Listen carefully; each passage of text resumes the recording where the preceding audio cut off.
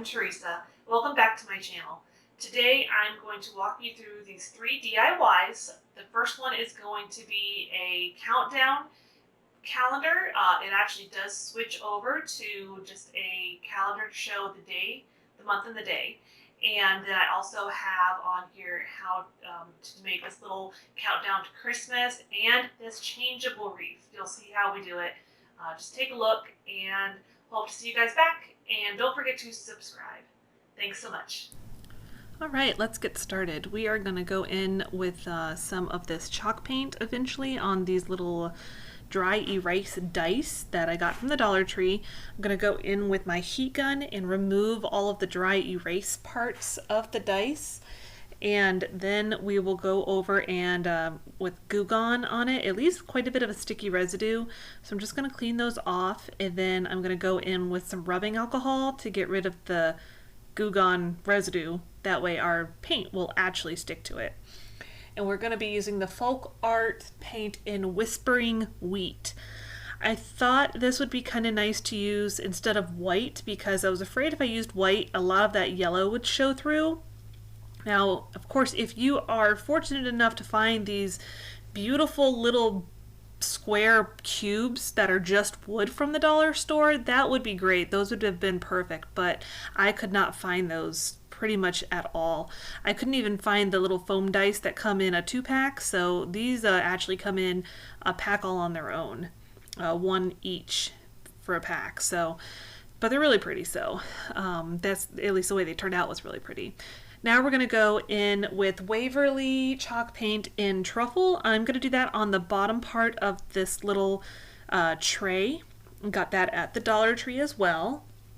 And you're just going to go in covering, I ended up just doing the inside of it. You could just do all white. I kind of decided I was going to do a little bit different of a look to it since I've got the kind of beige colored calendar pieces that are going to go in there. So I didn't want to do, I guess, so much contrast, but again, white would have been perfect too. I'm just going to give it one good coat because I am going to do some distressing to it. So just so you know, don't worry too much about being super neat when you're doing it. I am going to end up doing white on the outside part of it, so you don't want to, slop it all over the place, but it doesn't matter too much if it's not perfectly neat. And eventually I'll be back in frame so you could actually see it. And just go in there, and if you want to, you can even glue some popsicle sticks to the outside part to give it kind of almost like a shiplap look, depending on if that's something you're interested in or not. I thought about it at one point and then kind of decided against it. And for whatever reason, I decided to go ahead and do the brown on the back part of it. I'm not using the back part, so really I could have just left it by itself, just plain. But I do go on the back, and then I'm going to go in with just some white chalk paint and do all of the outside parts of it. And I think that corner up there on the top was a little wet still, so I just kind of wiped it down so that I could apply my white chalk paint to it. And you're going to just do your best that you can to cover up where the brown came through. Again, you're going to go back through and give it kind of a distressed look, so don't worry too much about it. But if it doesn't cover it up, I wouldn't worry about it. I do end up just doing one good coat on all the ends in the bottom, and I'm going to leave the rim of it alone because I do want to be able to set it down to dry like that. I'm going to go back in and kind of keep going over these little yellow, I'm going to call them dice because that's basically what they look like. And then I'm going to go ahead and do a coat of white on this plaque. I think that's what they call it at the Dollar Tree. I'm going to do white on the plaque. One side, just trying to do some of the edges this time around, and then I'll do some of the edges the next time around. And same thing with this, just one coat on each side is sufficient. Don't worry too terribly much about coverage if you're going for more of that distressed look. And I'm gonna, like I said, I'm gonna do the edges, the rim, like the little part on the outside, set that down to dry. And this is the next day. I did go ahead and do 3 coats on the dice. And like I said, everything else I think ended up with one coat. I'm going to go in with this Folk Art Antiquing Wax. It is rather waxy. I have not been able to find the Waverly wax, the Waverly Antiquing Wax, so I got this from Joann's to give it a try. I think once you kind of get used to it, you end up, it's pretty good. I like it. I think I'm going to be using it a lot more often. And I do use it quite a few things in this video. So I just do just a little bit around the rim, and like I said, I'm going to go in with that white to give it a little bit of a distressed kind of look.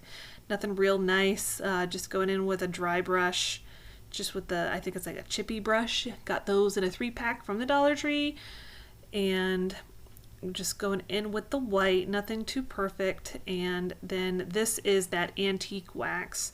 I'm just going to go around the outside part of it on the rim, and I think if I had any areas that were too much white paint on the inside where the brown is, I'm going to go over it a little bit with that as well. I'm going to do this just around the rim just to give it a little bit of an older, worn look. A little on the inside, not too much though.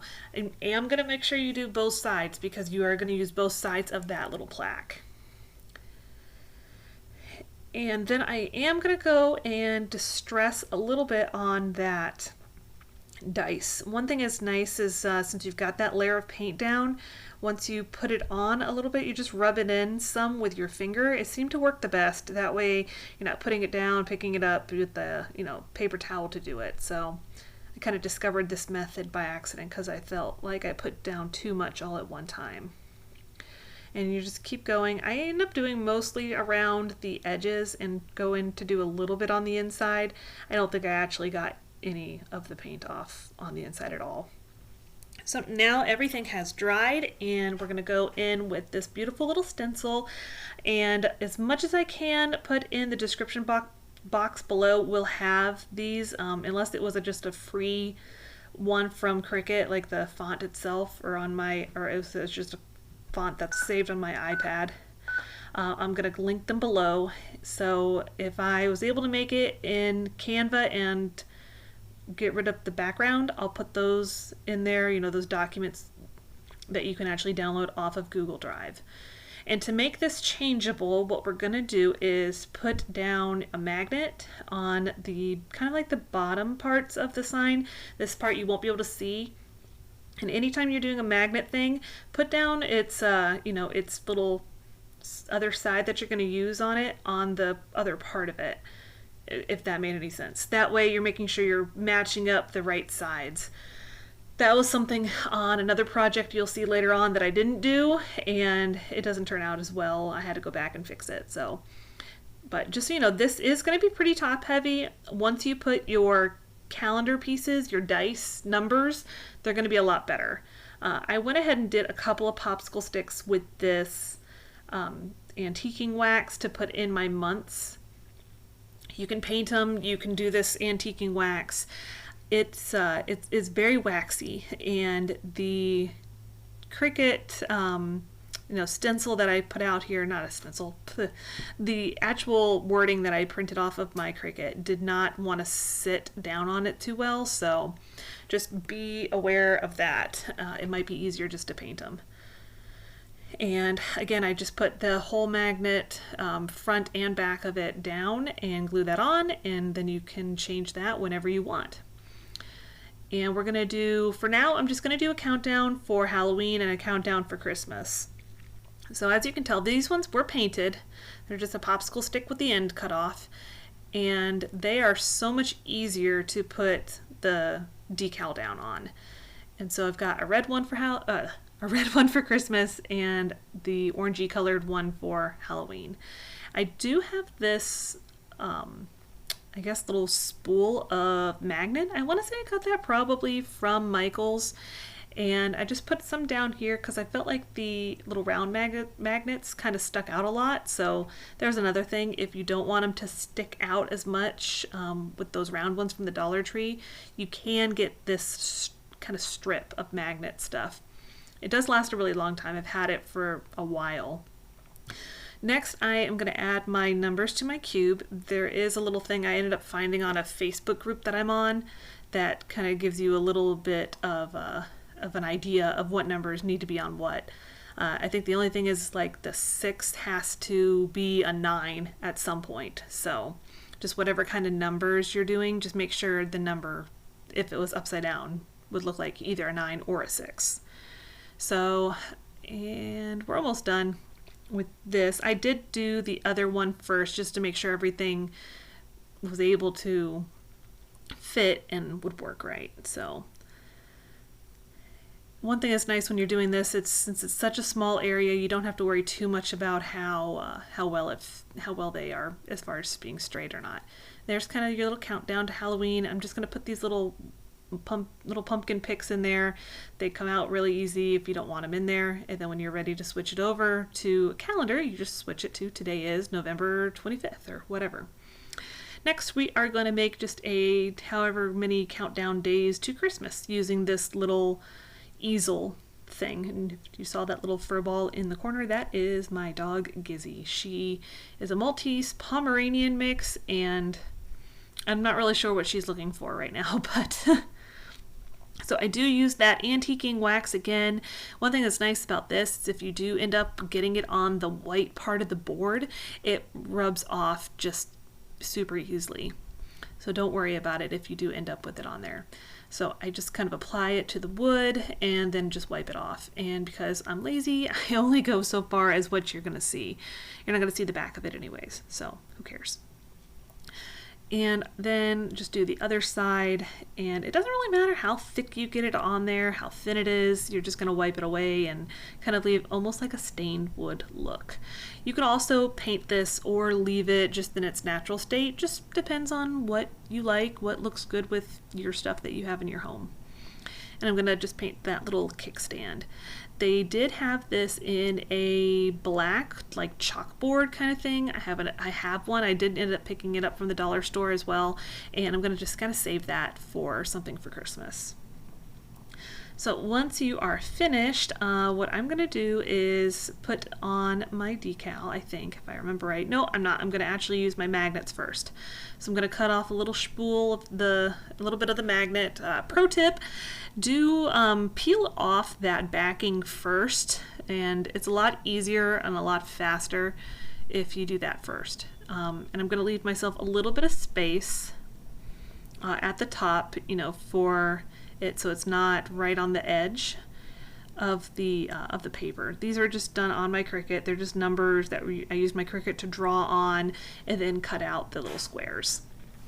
And they're just little gray pieces of scrapbook paper with white snowflakes. So, and again, when you're doing this, you're going to put 2 sides of the magnet on and kind of use that to help you stick it onto the actual thing itself. So once those dates are up there, I'm going to lay down my decal. I just wanted to make sure I was going to have enough space for it.